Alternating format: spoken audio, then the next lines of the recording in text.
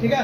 अब देखिए ये हमारे पास क्या है, spiral cage 3 phase induction motor क्या है ना,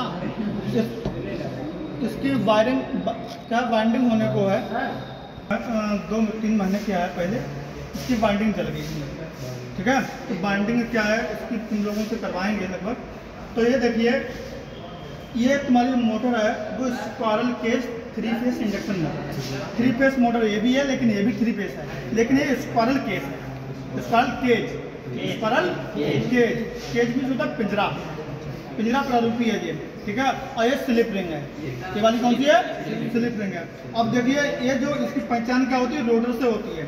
रोटर पर कोई भी वायर से बाइंडिंग नहीं होती, जैसे ऐसा वायर होता है तो ऐसे वायर से इस पर बाइंडिंग नहीं है, और ऐसे वायर से अगर कोई बाइंडिंग की होती है उसमें क्या अंदर ये रोटर पर भी ये क्या घूमने वाला पार्ट होता है, वो रोटर होता है।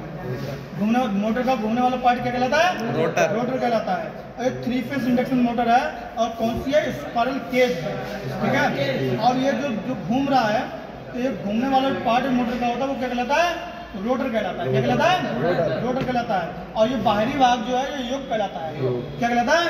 अब इसमें देखिए, ठीक है, ये जो बाइंडिंग इसी योक पर जहां पर ये बाइंडिंग वाला बेस क्या है कसा गया है, ये बेस जो कहलाता है, ये स्टेटर कहलाता है।